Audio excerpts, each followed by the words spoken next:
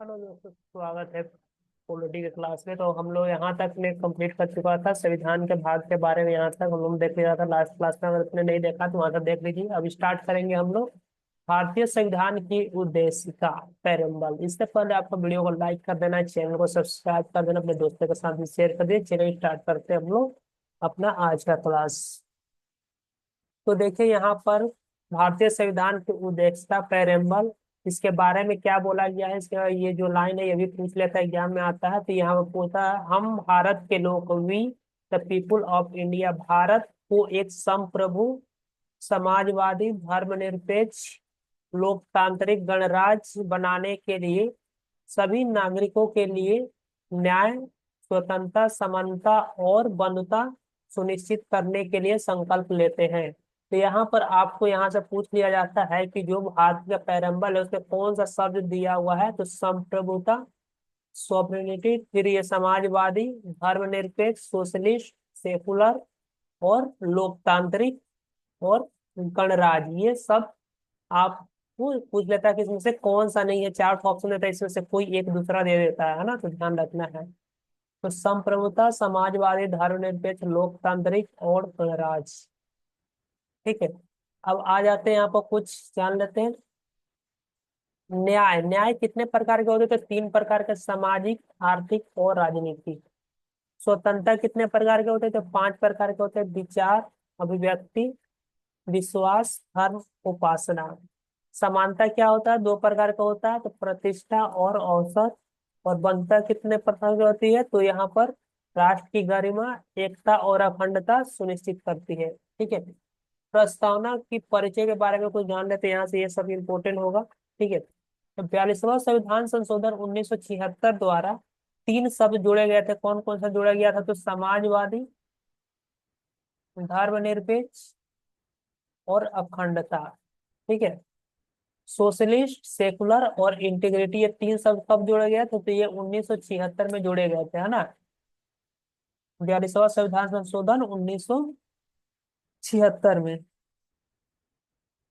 आप चाहे तो इसको याद करने के लिए एस डी ए हिंदी में, है ना।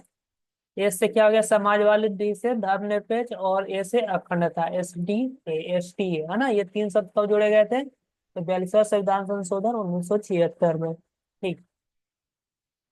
प्रस्तावना में क्या था?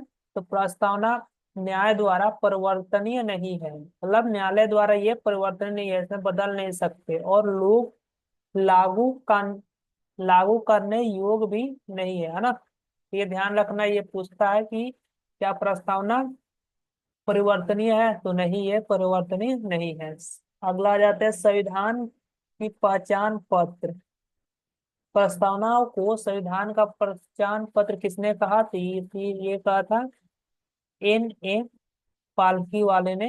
ये कहा था कि संविधान का पहचान पत्र क्या है, संविधान का आइडेंटिटी कार्ड किसे कहा जाता है? तो प्रस्तावनाओं को। ये किसने कहा था? तो पालकी वाले ने कहा था। संविधान की कुंडली किसने कहा था पेरेंबल को, प्रस्तावना को? तो K. M. मुंशी ने संविधान की कुंडली इसे बताया था। तो ये दोनों आपको ध्यान रखना है। चलिए, प्रस्तावना का मुख्य तथ्य क्या है कि भारत संविधान की सत्ता का स्रोत भारत के लोगों में है। ठीक है।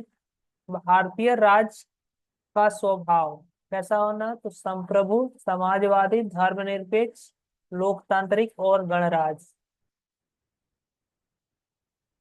ठीक है। संविधान का उद्देश्य क्या है कि न्याय, स्वतंत्रता और समानता, बंधुता होनी चाहिए। संविधान को अंगीकृत करने की तिथि क्या है? तो 26 नवंबर 1949 को अंगीकृत किया गया था। ठीक है।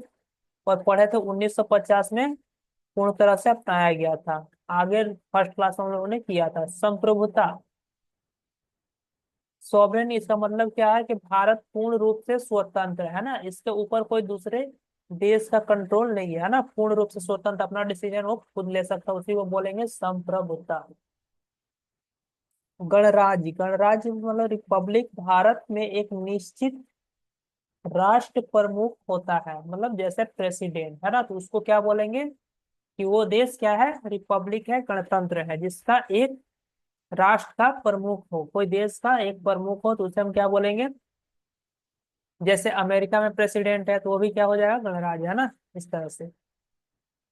अब आ जाते हैं यहाँ पर कुछ उद्देशिका से जुड़े प्रमुख न्यायालय निर्णय। तो कुछ यहाँ पर निर्णय लिया गया था कोर्ट द्वारा, उसको देख लेते हैं। तो बेल बारी संघ मामले 1960 में हुआ था, जिसमें कहा गया था कि उद्देशिका संविधान की हिस्सा नहीं है, जो प्रस्तावना है वो संविधान की हिस्सा नहीं है। ठीक है। केशवानंद भारती मामला 1973, इसमें क्या किया गया था कि उद्देशिका को संविधान का अभिन्न भाग माना गया था। संविधान का अभिन्न भाग माना गया था। ठीक है।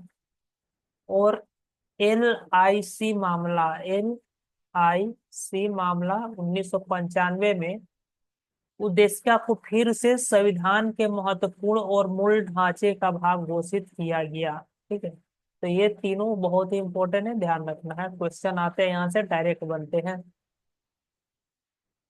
पहले क्या था? बेरू बारी संघ मामला 1960 में, जिसमें कहा गया था कि उद्देशिका संविधान का हिस्सा नहीं है। ठीक है। केशवानंद भारती में क्या गया था कि संविधान का अभिन्न भाग। ठीक। और एलआईसी मामला 1995 में फिर से संविधान को महत्वपूर्ण और मूल ढांचे का भाग घोषित किया गया। तो ये तीन इंपॉर्टेंट है। तो बस यही थे प्रस्तावना में। तो प्रस्तावना के लिए अब इतना ही रखते हैं, फिर नेक्स्ट क्लास में हम लोग यहाँ से कर लेंगे। अब अपना यहाँ से भाग स्टार्ट होगा, भाग 1 1 से 4 तक राज्य के बारे में। तो ऐसे ऐसे डेली डेली करके हम लोग खत्म करते जाएंगे। ये इसको मैं एक साथ कंपाइल कर कर एक वीडियो में डाल दूंगा, जिसमें आपका ये पूरा पॉलिटी जो राज व्यवस्था है 2 घंटे में कंप्लीट हो जाएगा। ठीक है। तो thank you very much for watching, मिलते हैं अगले वीडियो में। बाय।